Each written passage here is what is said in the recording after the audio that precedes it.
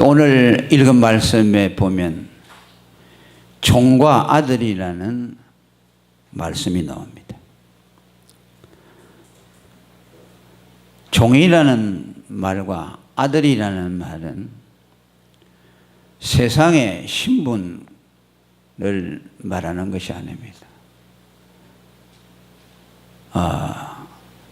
인간은 근본 두 가지 종류밖에 없습니다. 종이냐 아들이냐 하는 것입니다.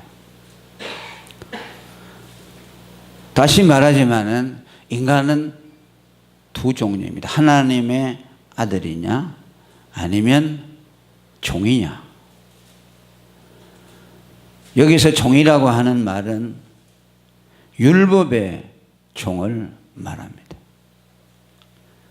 누구든지 율법 아래에 있으면 율법으로부터 죄의 싹과 율법이 요구하는 순종을 요구받기 때문에 율법 아래 들어가는 그 순간부터 그는 종이 되어집니다.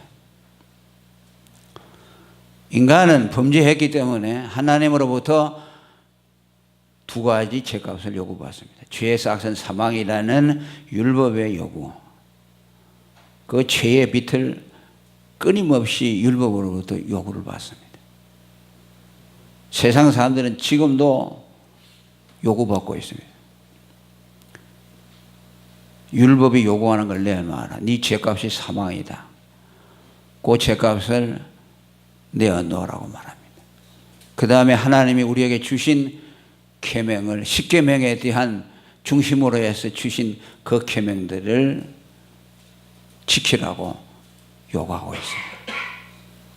사람들이 다 자유자인 것 같지만은 전부 종입니다.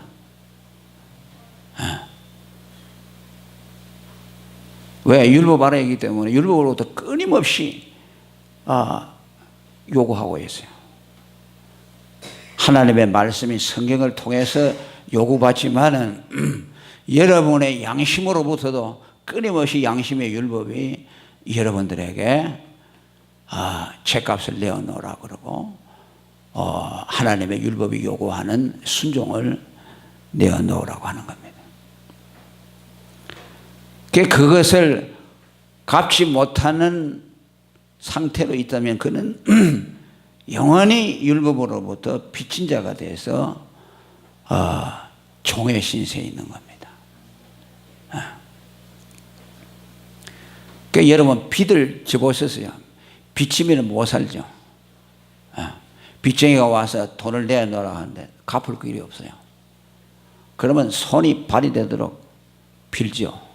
그죠? 그리고 그 사람이 죽으라 하면 죽는 신용가에도 냅니다. 그 앞에서는 아주 설설 기는 거죠. 그 빚이 얼마나 무서운지 몰라요. 그 빚을 졌다는 그런 것은 종이라는 말씀이에요. 모든 인류를 향해서 아담의 원죄를 타고난 모든 인간은 타고날 때부터 죄삭을 율법으로부터 요구받고 있고 또 하나님의 말씀대로 순종하라고 말합니다. 그걸 우리가 갚을 길이 있느냐면 갚을 길이 없어요. 그러니까 영원히 채무자로서 사는 겁니다. 율법 앞에 채무자로서 사내가 빚쟁이로서 사는 겁니다. 그 빚쟁이는 종이 돼서 사는 겁니다. 이것에 대해서 누구도 한가할 수 없어요. 뭐 그 사람 예수 안 믿는다고 그 말을 부정할지 모르지만은 이제 하나님 앞에 가면은 알게 될 것입니다.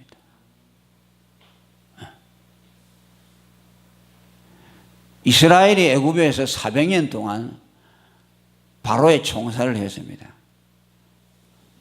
노예살해야죠. 그건 뭘 말하냐면요, 우리가 율법 앞에서 율법의 빚을 진 자로서 하나님 앞에 종살이하고 있다는 거죠. 자유가 없잖아요, 종이라는 것은. 그들에게 모든 생명이 다 달려있다고 말해요. 그런데 하나님이 이스라엘 백성을 불쌍히 여겼었어. 모세를 통해서 유월절 규례를 믿음으로 정하게 하시고, 할렐루야. 그 어린 양의 피를 가져와서 문설주에 뿌리게 함으로써 죽음의 사자가 온 애굽 천지를 장자를 치게 함으로 해서 바로가 양손 들고 그들을 내보내셨습니다. 그것은 뭘 말하느냐? 율법에 비들져서 인간이 자기 힘으로 갚을 수 없는 죄값을 예수 그리스도께서 갚아주신다는 뜻입니다. 유월절 어린 양 대신 예수님이 피를 흘려서 우리의 죄값을 갚아주심으로 율법을 만족하게 하고, 이제 너 빚 청산 없다 하고 애굽에서 나갔어요. 그 자유자가 된 것이죠. 오늘 예수를 믿는 우리는 예수님이 우리 대신 율법을 다 성취해 주었습니다. 아멘. 그분이 십자가에서 마지막 운명하시면서 다 이루었다 하시는 것은 내가 율법이 요구하는 너의 죄빚을 다 갚아주었다는 뜻입니다. 3년 동안 공생애 하시면서 율법을 다 지키시고, 그 다음에 죄의 삭선 사망이라는 그 사망의 값을 예수님이 마지막 십자가에서 하나님 앞에 지불함으로 율법을 다 이루었다는 뜻이요. 여러분은 다 이루었다는 걸 뭘 생각합니까? 율법을 다 이루었다는 것이요. 그래서 이제 그 예수님의 공로를 믿음으로 입는 사람에게는 예수님이 이룬 율법을 자기의 것이 되기 때문에 그것을 내가 하나님 앞에 갖고 있으면, 그 믿음으로 그 의를 덧입으면 하나님이 내게 대해서 더 이상 율법의 요구를 하지 않습니다. 아멘. 그러니까 뭐야? 종에서 벗어나는 것이죠. 그래서 어떻게 됩니까? 하나님의 아들이 되는 거야.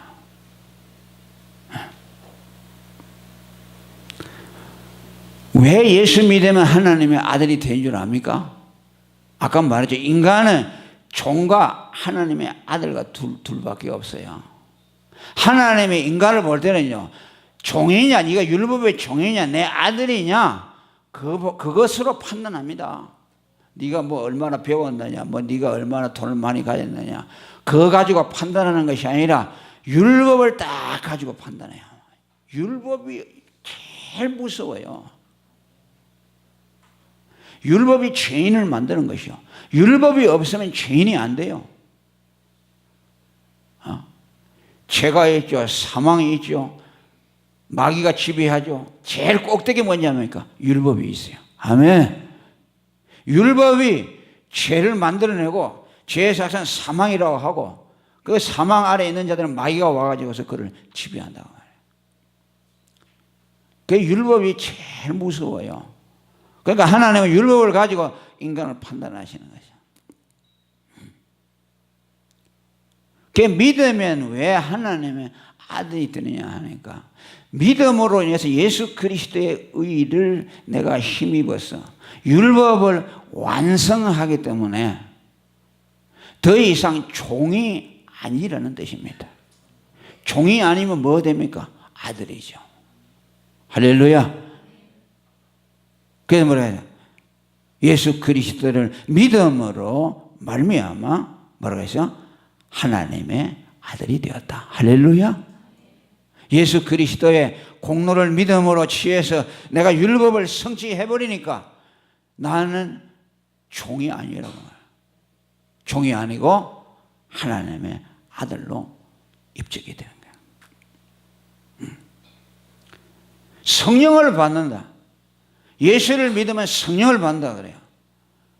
그러니까 오늘 이제 장로 교인들이나 이런 분들 뭐 순복음 오순절 계통에는 맨날 성령 얘기하니까 그냥 성령 받았다 뭐 이렇게 하지만은 장로 교인들은 그런 말을 잘 안 하거든요. 그러니까 순복음 교회들이 성령 받았다, 성령 받았다 그러면 한쪽에는 멸시하면서도 한쪽에는 야, 뭐 저기 있나 이렇게 생각해요. 그런데 누가 성령을 받느냐 하면 예수 믿는 사람이 받습니다. 특별한 사람이 받는 것이 아니에요. 물론 성령이 뜨겁게도 오고 여러 가지 방법으로 오지만은 근본 성령이 우리에게 처음 오실 때는 언제 오느냐? 예수를 믿을 때 와요. 그러니까 예수를 그리스도로 믿는 사람은 성령이 와 있어요. 그걸 믿어야 하셔요. 그걸 인정하셔야 돼요. 왜 성령이 오느냐? 너희가 율법의 행위로 성령을 받았느냐? 믿음으로 받았느냐? 라고 바울이 곳곳에 말합니다. 갈라디아 3장 2절에도 너희가 성령을 받은 것이 율법의 행위냐? 듣고 믿음으로냐? 간단하죠. 행함으로, 율법을 행함으로 성령을 받는 것이 아닙니다. 율법을 행하려고 하는 사람은 종 아래에 있기 때문에 아직 종에서 벗어나지 못하기 때문에 성령이 안 와요. 성령은 어디에서 오느냐? 예수를 믿어가지고 하나님 앞에 의롭다함을 받은 사람에게만 성령이 옵니다. 왜? 그 사람에게는 이제 종이 아니고 종의 영이 떠나가요. 예수를 믿으면. 무서워하는 종의 영이 떠나고 아들이 되니까 아들의 영이 우리 속에 대신 들어오시는 거야. 그러니까 뭐야? 그게 성령 받는 것이요.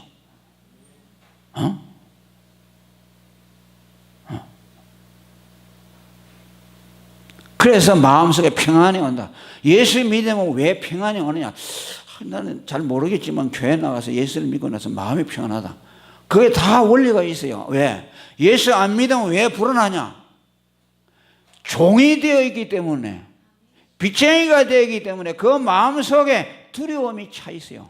그 모든 사람이 다 그렇게 되어 있어요. 오늘 뭐라고 했어요?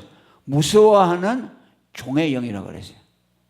율법을 갚지 못한 사람, 하나님 앞에 율법의 빚을 갚지 못한 사람은 빚쟁이잖아요. 그러면 그가 하나님에 대한 심판에 대한 두려움이 있어요. 야, 이러다 나 어떡하냐? 큰일 났네. 이러다 나 지옥 가는 거 아니냐? 이러다가 나 저주 받는 거 아니냐? 그러니까 마음속에 두려움이 있어요. 그러니까 예수 안 믿는 사람에게는 평안이 있을 수가 없어요. 그러니까 사람들이 그 두려움을 없애려고 뭘 합니까? 마인드 컨트롤 합니다. 그 영혼을 컨트롤하는 것이 아니고 마음을 컨트롤하는 것이요. 그런데 영혼의 두려움은 깊숙이 10년에 숨겨져 있어요. 그러니까 뭘 가지고 겉에 부분, 거듭난 영혼 바깥에 있는 마음이 있어요.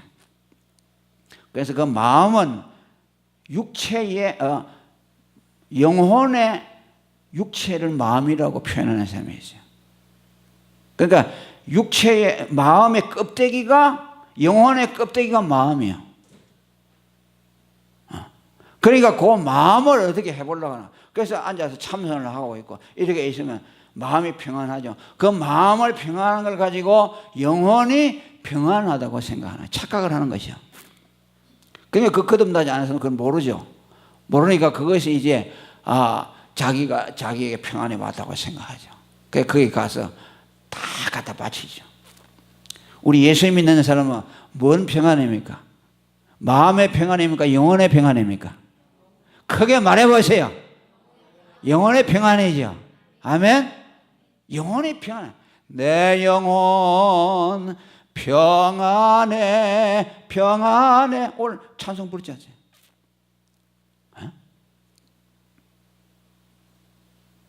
그러니까 율법의 빚을 갚지 못하면 우리 영혼은 본능적으로 두려움이 사라져요. 그런데 예수를 믿어서 그리스도의 의를 힘입을 때에 내가 하나님 앞에 율법의 요구를 다 갚아버리기 때문에 믿으면은 그 과정이 내 안에서 다 일어나요. 할렐루야. 그렇기 때문에 두려움이 없어져요. 평안해요. 그럼 우리가 예수 믿고 경험하지 않아요? 경험합니까? 안 합니까? 예수 믿고 나서 뭐가 달라졌어요? 나 마음이 평안해졌어요. 그런 고백이 나와야 돼요. 그러면 다른 데 안 가죠. 천주교가 돌아다니고 뭐 절에나 돌아다니고 왜? 평안이 없으면 교회 나가봐야 뭐 평안이 없다 그래. 그러니까 뭐야? 예수를 제대로 안 믿으니까. 종교생활만 하니까 마음만, 종교생활 교회 가서도 마음만 터치하고 오는 것이요. 영혼을 터치해야 되잖아요. 죽은 영혼이 살아나야 돼요. 죽은 영혼은 예수님의 음성밖에 들어갈 수가 없어요. 다른 건 못 들어가요.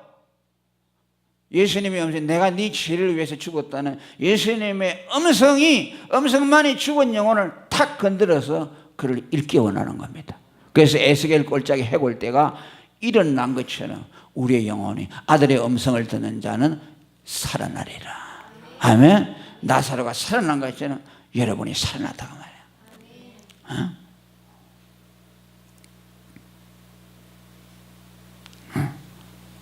그 아들과 총이요.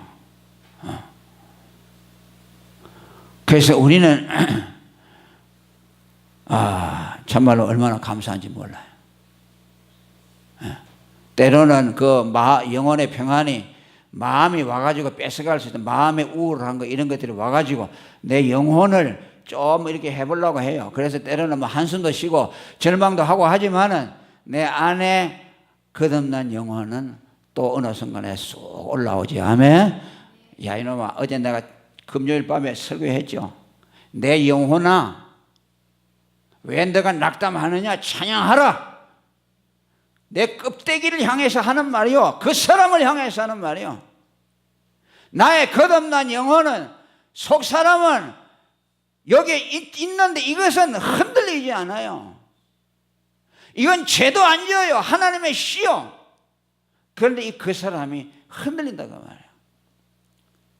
그러니까 내 안에 속 사람이 거듭난 사람이 있는데도 살아났음에도 불구하고 이것이 그 사람이 가는 대로 따라간다고 말이에요. 따라가가지고 그 사람이 한다. 그때는 그렇게 하지 말고 내 속 사람이 그 사람을 향해서 흔들리는 그 사람을 향해서 내 영혼아 여호와를 찬양하라. 내 안에 있는 것들아 여호와를 찬양하라 하면서 그 사람을 이렇게 세워야 돼요. 아멘. 그래서 그 사람과 내 속 사람이 일치가 되어야 돼요. 그러면은 내 믿음이 전인적인 믿음이 되어서 하나님 앞에 전 존재로 찬송하게 되고 믿게 되는 겁니다.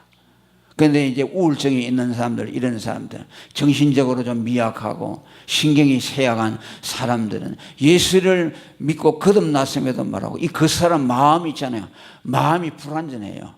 그러니까 이것이 그만 속 사람을 자꾸 끌고 가려고 하는 것이요. 그러니까 예수 믿는데도 어떤 때는 자살하려고 하는 마음을 가지고 있다고 말이에요. 그리고 실제로 자살을 하기도 한다고 말이에요. 다 그 사람에게 넘어간다.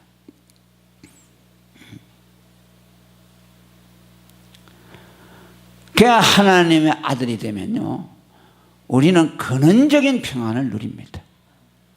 그러죠. 너희가 시험이 올 때 잠깐 근심하게 되면, 그 예수 믿는 사람도 근심을 해요. 저도 교회 때문에 근심을 한다고. 그래, 그건 뭐요? 그냥 내 마음으로 하는 거지. 그것 때문에 죽고 살고 내가 뭐 망하고 사는 게 그건 없잖아요. 그건 뭐 일시적으로 하지만은 또 내 안에 영원히 없어지지 않는 하나님의 평안이 있다고 말이야. 그걸 가지고 또 이겨나가고 한다.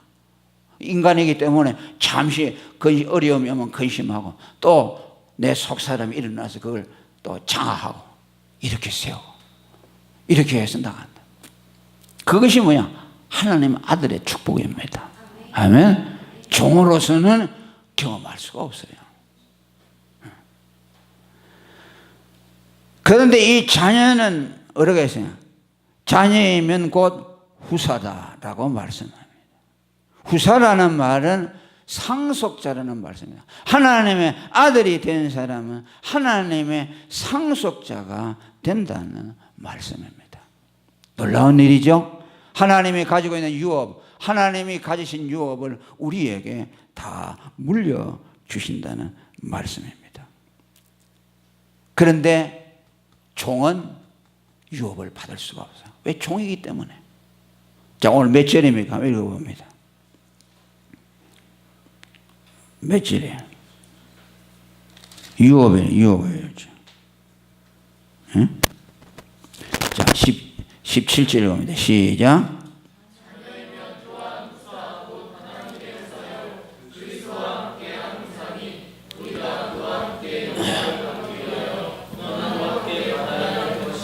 아멘.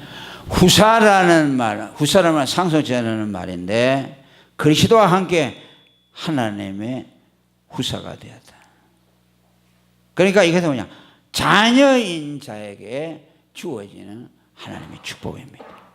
율법 아래에 있는 자들에게는 후사가 될 수 없어요. 종이니까 하나님의 아들이 못 되니까 하나님으로부터 받을 유업이 없습니다. 두말할 필요가 없죠. 갈라디아 4장 30절에 이스마엘과 이삭에 대해서 말합니다. 계집종의 아들이 자유하는 여자의 아들로 더불어 유업을 얻지 못하리라. 율법 아래에 있는 율법의 종들은 자기의 모든 것을 가지고 율법을 다 갚아놔야 되기 때문에 유업으로 얻을 것이 없어요. 남는 것이 없어요. 믿음으로 예수 그리스도의 의를, 완전한 의를 입은 자들만 하나님의 아들로 인정이 되어지고 하나님의 후사로서 그의 모든 유업을 상속으로 받게 됩니다. 로마서 4장 16절에도 그러므로 후사가 되는 이것이 은혜에 속하기 위하여 믿음으로 된다고 말씀합니다. 여기에는 유대인과 이방인이 차이가 없다고 에베소 3장 6절에 말합니다. 이는 이방인들도 복음으로 말미암아 그리스도 예수 안에서 함께 후사가 되어졌다고 말씀합니다. 그러면 이 우리 성도들이 받는 그 하나님으로부터는 상속이 뭐냐? 그것은 하나님의 나라입니다. 아멘. 하나님의 나라. 하나님의 나라를 성경은 유업이라고 말합니다. 우리는 너무나 엄청나기 때문에 이 하나님의 나라에 대해서 다 이해할 수가 없습니다. 하나님의 나라는 예수 그리스도의 나라인 동시에 또 그 나라를 우리에게도 유업으로 주신다고 말씀했습니다. 그런데 그 유업을 받는 사람이 누구냐?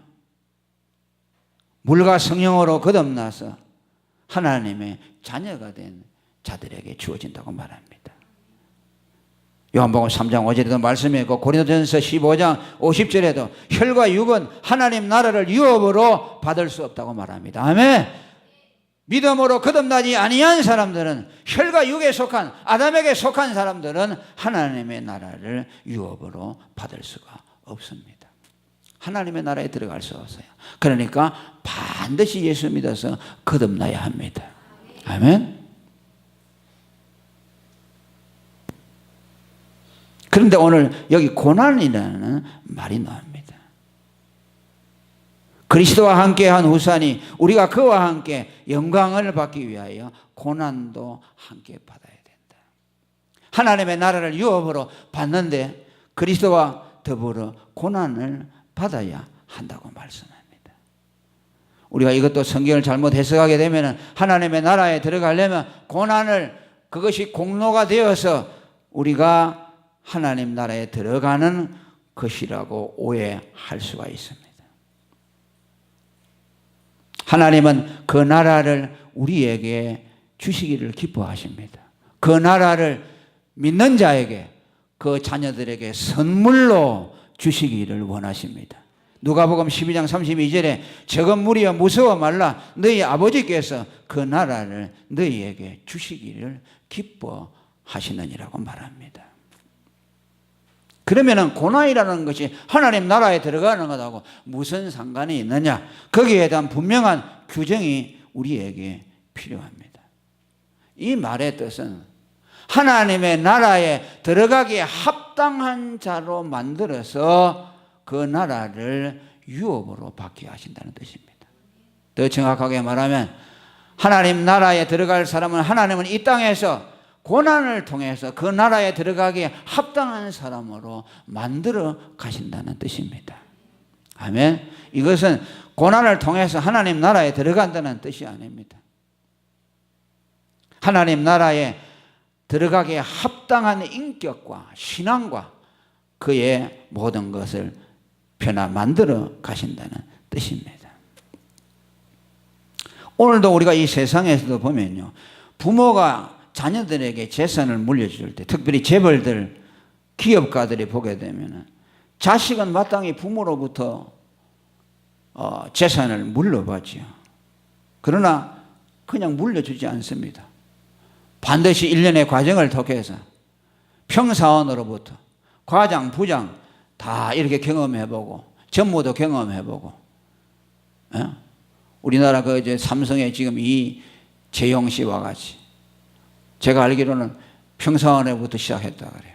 지금 부회장으로 있는데 왜? 그 삼성이라는 어마어마한 세계적인 기업을 아무에게나 맡길 수 있습니까? 아들이라고 맡길 수 있습니까? 안 되는 거예요. 그래서 처음부터 다 그 유업을 받기에 합당하도록 훈련을 시킵니다. 왜? 안 그러면 그거 다 말아먹고 날려버리기 때문에 줄 수가 없습니다. 탕자의 비유에서 나오지 않습니까? 작은 아들이 아버지로부터 유산을 상속받아가지고 어떻게 했습니까? 저 객지로 가서 허랑방탕하여 다 낭비하고 나중에 거지가 돼서 돌아오는 것을 보게 됩니다. 많은 사람들이 그러죠. 부산에 가면 대성그룹이라고 있죠. 국제신문도 만들어내고 지금도 있습니다만 그 대성목재 같은 것도 있습니다. 그 아들이 아주 방탕한 사람이야. 그 많은 아버지의 재산을 다 말아먹었어요. 왜? 아들이지만은 유업을 받을 만한 그릇이 되지 못하기 때문에. 그래서 결국은 감옥도 갔다 오고 그 회사가 아주 뭉뚱그려졌습니다.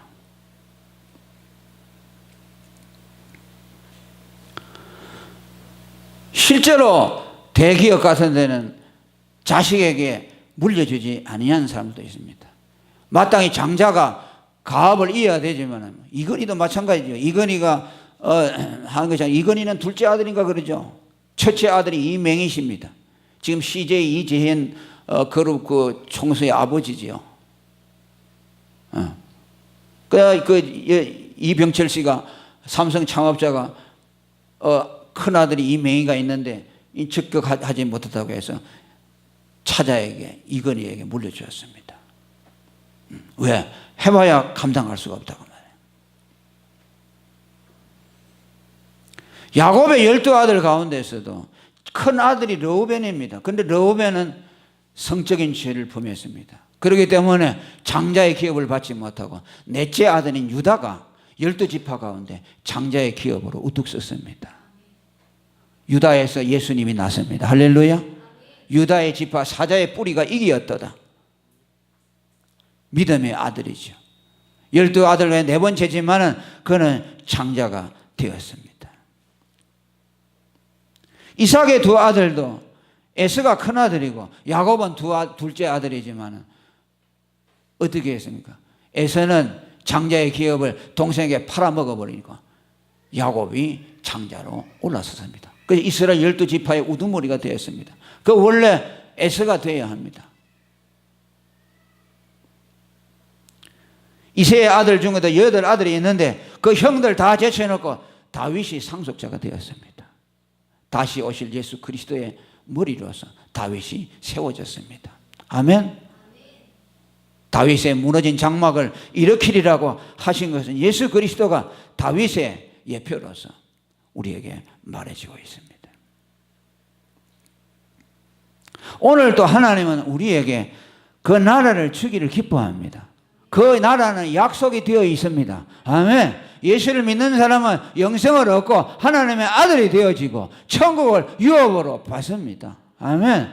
그러나 그 나라를 그냥 주지 않습니다. 그 나라에 들어갈 때까지 하나님은 그 나라에 합당한 자로 우리를 만들어 가십니다. 그것을 아셔야 합니다.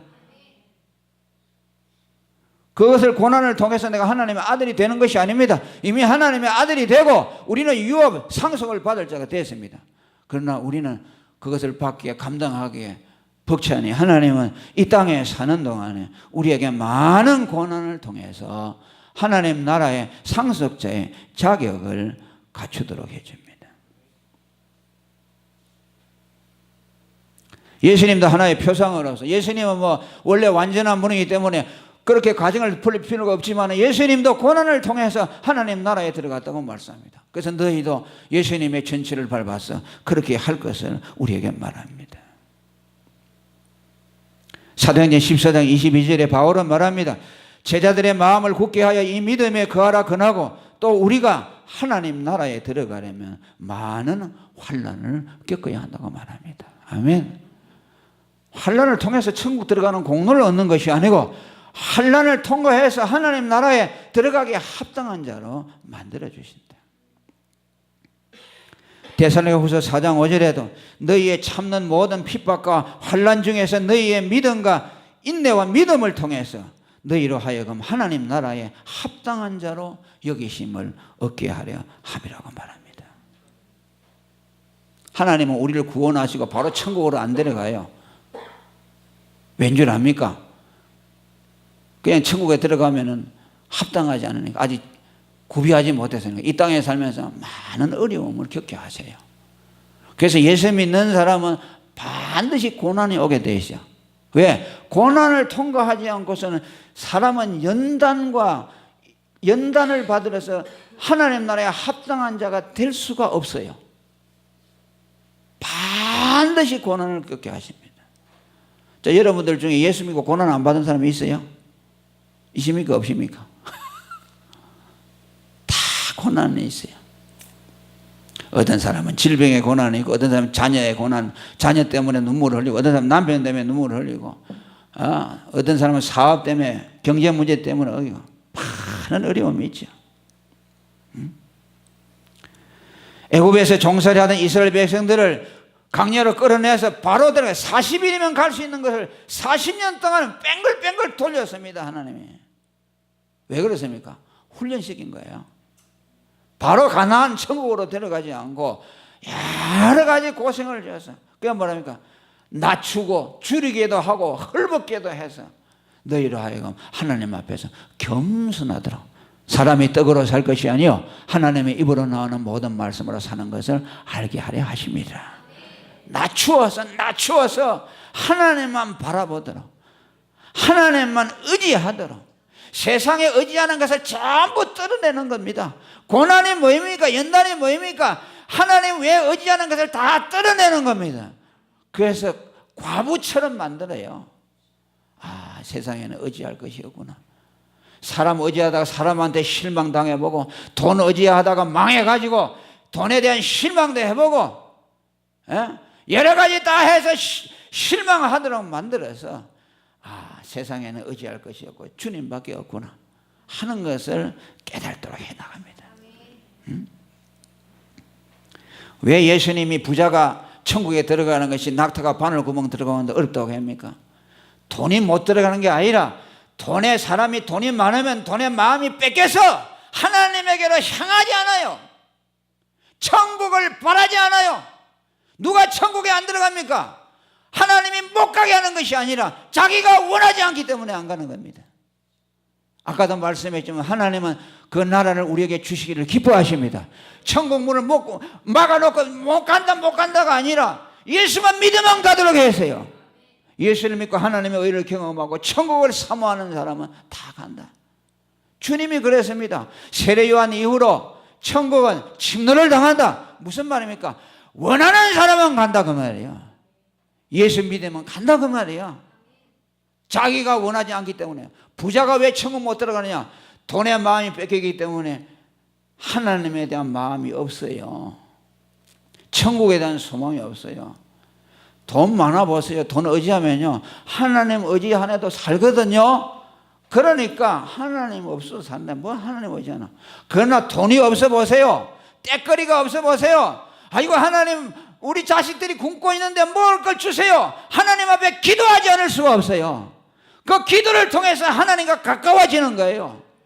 병들어 보세요. 병을 치료 안 되는 것 보세요. 하나님 의지하지 않을 수가 없어요. 하나님 고쳐주세요. 살려주세요. 하다 보면 하나님과 가까이 가는 것이요. 천국에 대한 소망이 생겨나는 것이요.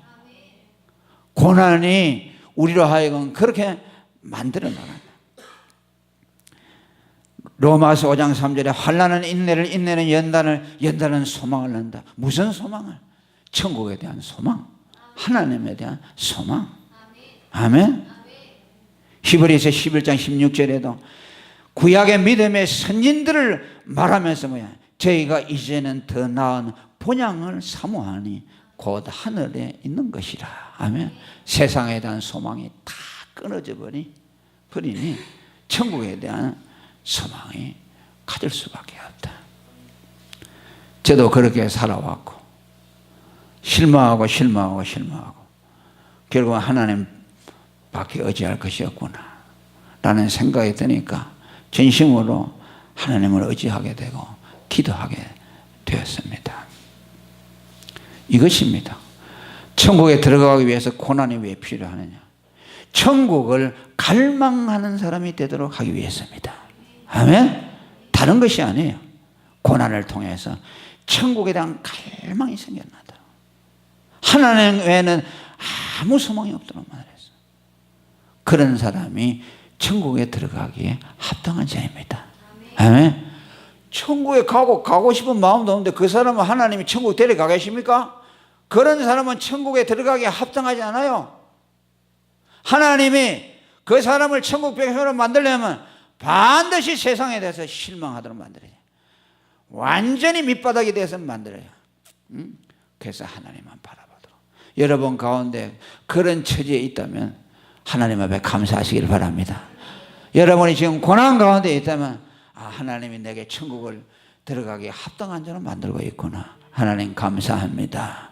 주님만 의지하게 해서 감사합니다. 천국만 보이고 그 천국만 소망할 수 있도록 해주셔서 감사합니다. 이렇게 찬양하시기를 축원합니다. 통성으로 기도하겠습니다. 주님